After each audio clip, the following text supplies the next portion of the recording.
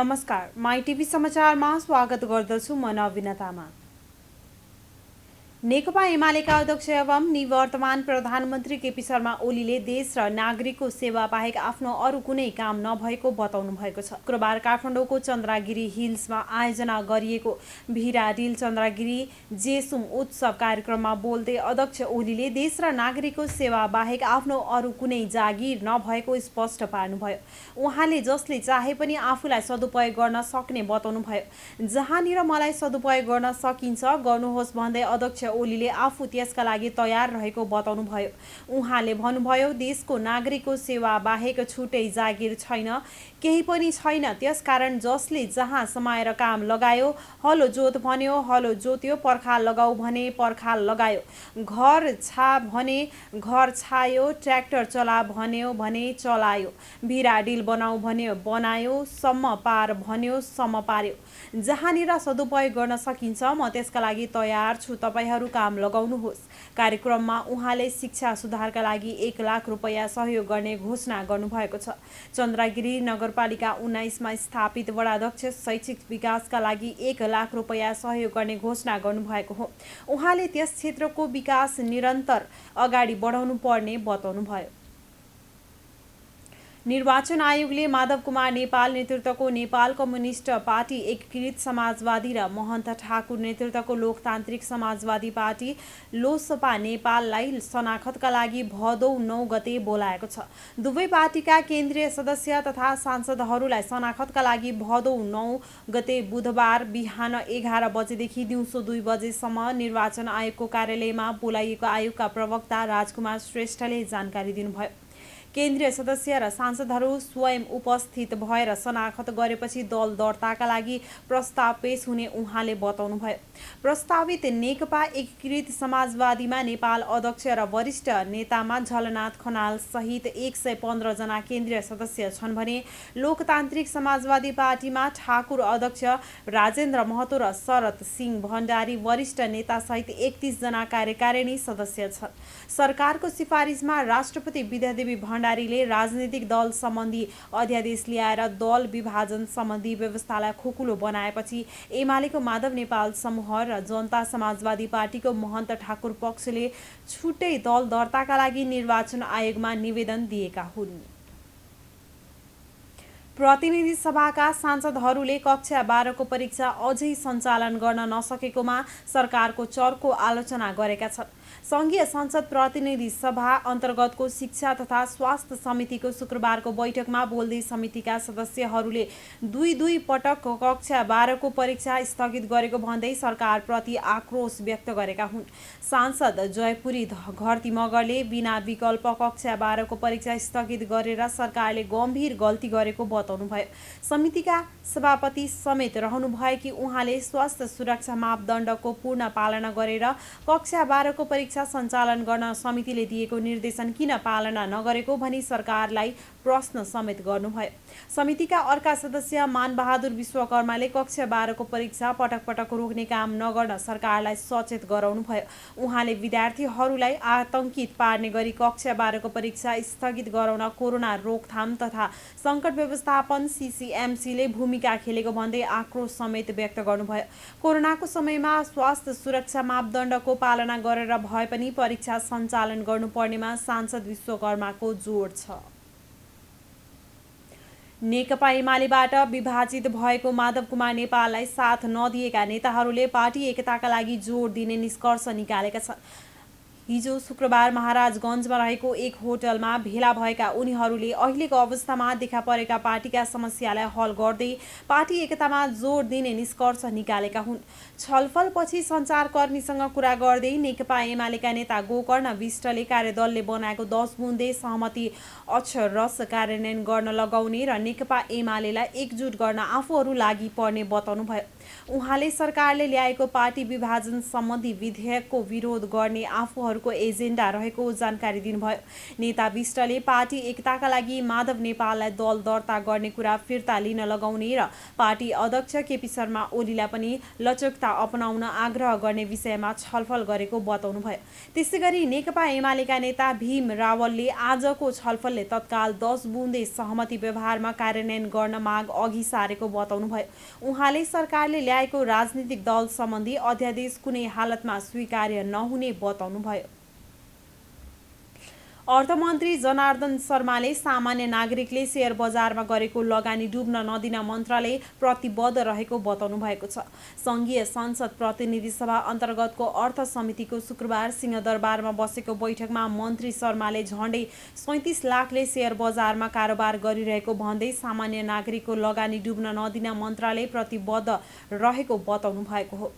अर्थमन्त्री शर्माले नियामक निकाय, धितोपत्र बोर्ड र नेप्सेका पदाधिकारीले पदीय मर्यादा विपरीत काम गरेकोमा सरकारको ध्यान गएको स्पष्ट पार्दै उनीहरूमाथि आवश्यक कारबाही गर्ने प्रतिबद्धता व्यक्त गर्नुभएको छ। उहाँले सर्वसाधारणको विश्वास जित्ने गरी शेयर बजारलाई अघि बढाउन आफू प्रतिबद्ध रहेको पनि बताउनुभयो। उहाँले भन्नुभयो, अहिले दिनानुदिन पुँजी बजार बढ्दो छ। सर्वसाधारणले पनि यसमा व्यापक लगानी गरेका छन्। त्यो लगानीको संरक्षण गर्ने र नागरिकको हितको संरक्षण गर्नलाई मन्त्रालय प्रतिबद्ध छ। अहिले अनियमितताको बारेमा उठेका प्रश्नका बारेमा यही नै भनेर निष्कर्ष निकाल्नुभन्दा पनि छानबिनबाट प्राप्त भएको रिपोर्टको आधारमा मात्रै भन्न सकिने भएको हुनाले त्यहाँको यथार्थ कुरा आइसकेपछि हामी त्यसबारेमा सार्वजनिक गर्न आवश्यक प्रक्रिया चाल्न स्वाभाविक हुने भएकाले हाम्रो ध्यान त्यसमा केन्द्रित भएको छ। छानबिन अगाडि बढेको छ र हाम्रो ध्यान नागरिकको कारोबार र लगानी संरक्षण गर्नतिर छ। शेयर बजारमा 37 लाखभन्दा धेरै आबद्ध भए पनि 100 जना जतिले मात्र लाभ लिइरहेकाले सामान्य नागरिकको लगानी डुब्न नदिन मन्त्रालय प्रतिबद्ध रहेको मन्त्री शर्माको भनाइ छ। जापानले कोभ्याक्स सुविधा अन्तर्गत दिएको एस्ट्राजेनेकाको बाँकी खोप आज र पर्सिसम्म सोमबारसम्ममा काठमाडौँ आइपुग्ने भएको छ। 16 लाख डोज मध्ये 8 लाखभन्दा बढी यसअघि नै आइसकेको र बाँकी आज र पर्सिसम्म आइपुग्ने स्वास्थ्य सेवा विभागका खोप शाखा प्रमुख झलक शर्मा गौतमले जानकारी दिनुभयो। यस्तै अस्ति बुधबार र बिहिबार गरी चीनबाट 16 लाख डोज भेरोसेल खोप आइपुगेको उहाँले जानकारी दिनुभयो। नेपालले साइनोफार्म कम्पनीसँग खरिद गरेको 60 लाख डोज मध्ये पछिल्ला 2 दिनमा 16 लाख मात्रा खोप आइपुगेको हो। अहिलेसम्म कोभिसिल्ड 24 लाख 48 हजार, Covishield 58 lakh dose Verocell, 16 lakh dose Johnson and Johnson, 10 lakh 77 हजार 320 अस्ट्राजेनेका गरी 1 करोड 8 लाख 60 हजार 170 डोज खोप आइसकेको छ। काठमाडौँमा हिजोदेखि 18 वर्ष माथिका कक्षा 11 र 12 मा पढ्ने तथा विश्वविद्यालयका विद्यार्थीलाई परीक्षाको प्रवेश पत्र देखाएर भेरोसेल खोपको पहिलो डोज दिन थालिएको छ। यस्तै 40 वर्ष माथिका नागरिकलाई पनि खोपको पहिलो मात्रा दिएको छ। काठमाडौँमा यो अभियान भोलिसम्म चल्नेछ। देशका अरू ठाउँमा पनि जिल्ला र पालिकाको समन्वयमा खोप अभियान चलिरहेको स्वास्थ्य मन्त्रालयले जनाएको छ। आर्थिक वर्ष 2076-77 सम्म बेरुजु रकम 4 खर्ब 18 अर्ब 85 करोड रुपैयाँ बराबर रहेको छ। महालेखा परीक्षकको 58औं वार्षिक प्रतिवेदन अनुसार आर्थिक वर्ष 2075-76 मा 4 खर्ब 18 अर्ब 32 करोड रुपैयाँ रहेको बेरुजु आर्थिक वर्ष 2076-77 मा थप 53 करोड रुपैयाँले बढेको हो। लेखा परीक्षणबाट 6 अर्ब 17 करोड रुपैयाँ बराबरको असुल भएको छ।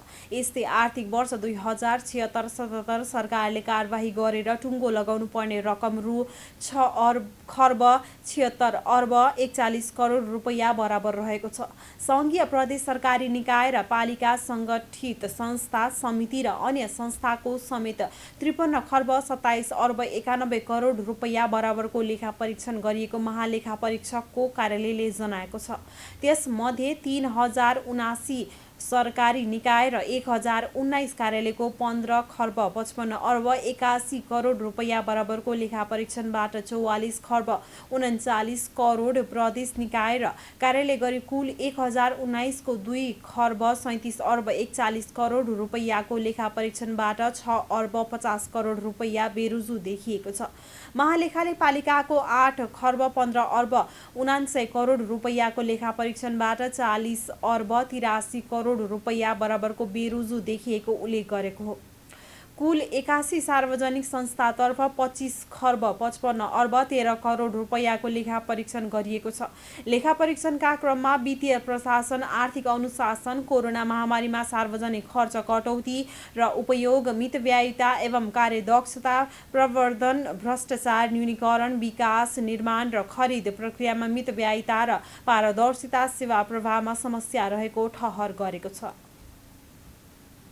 संसदको अर्थ समितिले नेपाल धितोपत्र बोर्ड र नेपाल स्टक एक्सचेन्ज नेप्सेका पदाधिकारीलाई कारबाही गर्न सरकारलाई निर्देशन दिएको छ। पदाधिकारीहरूले पदीय आचरण विपरीत सेयर कारोबार गरेको निष्कर्ष निकाल्दै अर्थ समितिले तत्काल कारबाही प्रक्रिया अघि बढाउन सरकारलाई निर्देशन दिएको हो। शुक्रबार सिंहदरबारमा बसेको समितिको बैठकले नेपाल धितोपत्र बोर्डका अध्यक्ष भीष्मराज ढुङ्गाना र नेप्सेका प्रमुख कार्यकारी अधिकृत चन्द्रसिंह साउदले पदीय आचरण विपरीत सेयर कारोबार गरेको निष्कर्ष निकालेको हो। सर्वोत्तम सिमेन्टको सेयर बोर्डका अध्यक्ष ढुङ्गाना र नेप्सेका प्रमुख कार्यकारी अधिकृत साउदले परिवारका सदस्यहरूको नाममा खरिद गरेर पदीय आचरण विपरीत काम गरेको भन्दै चर्को आलोचना भइरहेका बेला समितिले तत्काल छानबिन गरी आवश्यक कारबाही प्रक्रिया अघि बढाउन सरकारलाई सचेत गराएको छ। नियामक निकाय आफैले पदीय मर्यादा विपरीत सेयर कारोबार गरेकाले तत्काल छानबिन गरी उनीहरूमाथि कारबाहीको प्रक्रिया अघि बढाउन सरकारलाई निर्देशन दिएको समितिका सभापति कृष्णप्रसाद दाहालले जानकारी दिए। बिहीबार मात्र सभामुख अग्नि सापकोटालाई भेटेर पार्टीले कारबाही गरेका माधव कुमार नेपाल सहित 14 सांसदलाई पदमुक्त गर्न आग्रह गरेका नेकपा एमालेका सांसदहरू शुक्रबार फेरि उनको कार्यकक्षमा पुगे। सभामुख सापकोटा कार्यकक्षमा नभए पनि सचेतक शान्ता चौधरी सहितका एमाले सांसदहरू 1.5 घण्टा बसे। त्यहीबाट सभामुखलाई फोन लगाए सापकोटाले आफू बाहिर भएको र शुक्रबार कार्यालय नआउने बताएपछि एमाले सांसदहरू निस्किए। यसअघि बिहीबार प्रमुख सचेतक विशाल भट्टराई लगायतले सभामुखलाई भेटेरै तत्काल 14 सांसदलाई पदमुक्त गर्न आग्रह गरेको थियो। एमाले अध्यक्ष केपी शर्मा ओलीले सार्वजनिक मञ्चबाट सभामुख सापकोटाको नाम लिएरै कि एमाले सांसदहरूलाई पदमुक्त गर्न कि आफै पद छाड्न चेतावनी दिएका थिए। पार्टी छाडेर गइसकेका सांसदहरूलाई पदमुक्त गर्न एमाले किन मरिहत्ते गर्दैछ त? नेताहरूका अनुसार यो माधव नेपाललाई पार्टी बनाउन नदिने रणनीति हो। सरकारले नेता नेपाललाई पार्टी खोल्न सहज हुने गरी संघीय संसद वा केन्द्रीय समितिको 20% पुर्याए दल विभाजन गर्न सक्ने प्रावधान राखेर राजनीतिक दल सम्बन्धी अध्यादेश ल्याएको थियो। त्यस अनुसार नेता नेपालले बुधबार एमाले फुटाएर नेकपा एमाले समाजवादी बनाउने निर्णय गरेका थिए। कारबाही सदर भएमा उनीहरूको संसद पद त जान्छ नै, त्यो भन्दा पनि महत्त्वपूर्ण नयाँ दल गठनका लागि चाहिने 20% केन्द्रीय सदस्य पनि नपुग्न सक्छ। तर भीम रावल, घनश्याम भूषाल, योगेश भट्टराई, गोकर्ण विष्ट लगायतका दोस्रो पुस्ताका नेताहरूले साथ नदिएका कारण नेता नेपाल निकै दबावमा छन्। त्यसलाई बुझेको ओली पक्षले माधव नेपालको नयाँ पार्टीमा एमाले केन्द्रीय कमिटी 203 सदस्यको 20% पुग्न नदिन रणनीति अख्तियार गरेको छ। शैक्षिक गुणस्तर परीक्षण केन्द्रले कक्षा 10 का विद्यार्थीको सिकाइ उपलब्धि कमजोर भएको प्रतिवेदन सार्वजनिक गरेको छ। शुक्रबार आयोजना भएको कार्यक्रममा शैक्षिक गुणस्तर परीक्षण केन्द्र महानिर्देशक शिवकुमार सापकोटाले विद्यार्थी उपलब्धिको राष्ट्रिय परीक्षण 2019 प्रतिवेदन सार्वजनिक गर्दै 1800 विद्यालयमा नमुना परीक्षण गर्दा अधिकांश विद्यार्थीले पाठ्यक्रमको 50% भन्दा न्यून विषयवस्तुमा न्यून दक्षता हासिल गरेको बताए। लिखित पाठ्यक्रम र हासिल भएको पाठ्यक्रम बीचको अन्तरको कारण विद्यार्थीमा सिकाइको उपलब्धि कमजोर भएको उनको तर्क छ। परीक्षणको क्रममा गणित विषयमा 15%ले मात्र उत्कृष्ट क्षमता देखाएका छन्, जसमा 22,365 जना विद्यार्थीले सहभागिता जनाएका थिए। त्यस्तै गरी विज्ञान विषय परीक्षणमा 20,637 मा 7%, नेपालीमा 22,353 जनामा 18%ले र अङ्ग्रेजीमा 22,217 जना मध्ये 18%ले मात्रै उत्कृष्ट क्षमता देखाएका थिए। त्यस्तै गरी औसत क्षमता देखाउनेहरू गणितमा 50%, विज्ञानमा 31%, नेपालीमा 54% र अङ्ग्रेजीमा 30% रहेका छन्। अपेक्षित भन्दा कम क्षमता देखाउनेहरू गणितमा 46%, विज्ञानमा 63%, नेपालीमा 51% र अङ्ग्रेजीमा 37% छन्। प्रतिवेदनले शैक्षिक नीतिमा सुधार, बजेटको विनियोजन, क्रियाकलापमुखी पाठ्यक्रम, शिक्षण विधामा सुधार, साधन स्रोतको व्यवस्थापनमा सरकारले तत्काल सुधार गरी कार्यान्वयन गर्नुपर्ने सुझाव दिएको छ। कोरोना महामारीका कारण विद्यालय बन्द रहेका बेलामा समेत केही स्थानीय तहले दिवा खाजाको रकम निकासा गरेको पाइएको छ। महालेखा परीक्षक 58औं प्रतिवेदन अनुसार कोभिडका कारण 2076 चैत 11बाट विद्यालय बन्द भएको अवस्थामा धनुषाको सबैला नगरपालिकाले 1 करोड 13 लाख, सिराहाको सिराहा नगरपालिकाले 1 करोड 38 लाख, रौतहटको फतुवा नगरपालिकाले 97 लाख र गरुडा नगरपालिकाले 77 लाख दिवा खाजाको रकम निकासा गरेको उल्लेख छ। यसैगरी धनुषाको गणेशनाथ चारनाथ नगरपालिकाले 81 लाख सहित 28 नगरपालिकाले 2077 वैशाख, जेठ र असार महिनाको समेत दोस्रो र तेस्रो चौमासीको पुरै दिवा खाजाको लागि 14 करोड 21 लाख 68 हजार 582 विद्यालयलाई निकासा गरेको प्रतिवेदनमा उल्लेख छ। महालेखाले बन्द रहेको अवधिको खाजा खर्च यकिन गरी असुल गर्न सुझाव दिएको छ। दिवा खाजा कार्यान्वयन निर्देशिका 2076 मा दिवा खाजा रकमबाट विद्यालयले नगद वितरण गर्ने व्यवस्था गरेको छैन। नियम विपरीत रौतहटको परोहा नगरपालिकाले यो वर्ष अभिभावकलाई नगद बुझाउने गरी दिवा खाजा बापत 1 करोड 17 हजार निकासा दिएको महालेखा परीक्षकले जनाएको छ। नियम विपरीत उक्त रकम अभिभावकले बुझेको भरपाई पेश नभएको प्रतिवेदनमा उल्लेख छ।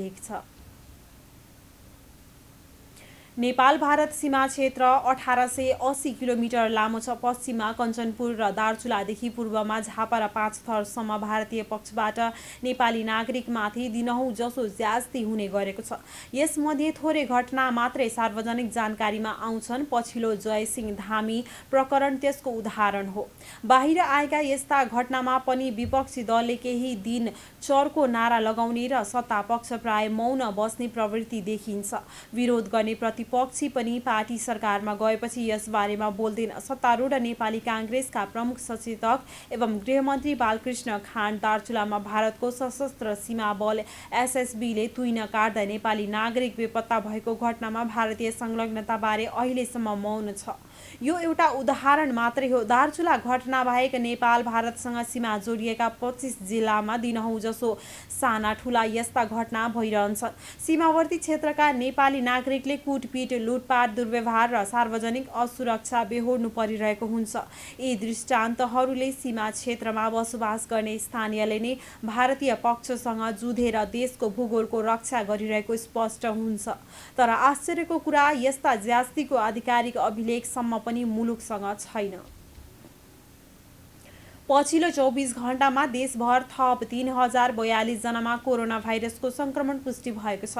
10,530 पीसीआर परीक्षण गर्दा 2079 र 7,124 नमुनाको एन्टिजेन परीक्षण गर्दा 963 जना गरी 3042 जनामा कोरोना संक्रमण देखिएको स्वास्थ्य तथा जनसङ्ख्या मन्त्रालयले जनाएको छ। यस्तै गत 24 घण्टामा कोरोना संक्रमणबाट 26 जनाको मृत्यु भएको छ भने 2244 जना निको भएका छन्। नेपालमा कोरोना संक्रमितको कुल संख्या 8,23,647 पुगेको छ। तीमध्ये 6,93,543 जना निको भएका छन् भने 10,455 जनाको मृत्यु भएको छ। मन्त्रालयका अनुसार देशभर रहेका सक्रिय संक्रमित मध्ये 36,922 जना होम आइसोलेसनमा रहेका छन्। यस्तै संस्थागत आइसोलेसनमा रहेका 3,387 जना मध्ये 714 जनाको आइसियु र 171 जनाको भेन्टिलेटरमा उपचार भइरहेको छ। माइटिभी समाचारमा अब पालो अन्तर्राष्ट्रिय खबरको। तालिबानले आफू विरुद्ध बढ्दै गएको विरोधका बावजुद अन्तर्राष्ट्रिय समुदायलाई अफगानिस्तानमा तालिबानी शासन स्वीकार गर्न अपिल गरेको छ।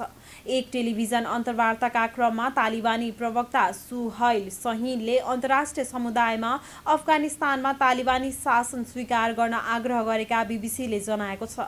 सहीनले तालिबानी शासनमा अफगानिस्तानका महिलाको जीवनप्रति जनाएको चिन्ता निराधार रहेको बताएका छन्। तालिबानले महिलाको काम गर्ने र पढ्न लेख्न पाउने अधिकारको संरक्षण गर्ने जनाएको छ। तालिबानले महिलाहरूको पढ्न लेख्न र काम गर्ने अधिकार खोज्न सक्ने भन्दै अन्तर्राष्ट्रिय समुदायमा विरोध भइरहेका छन्।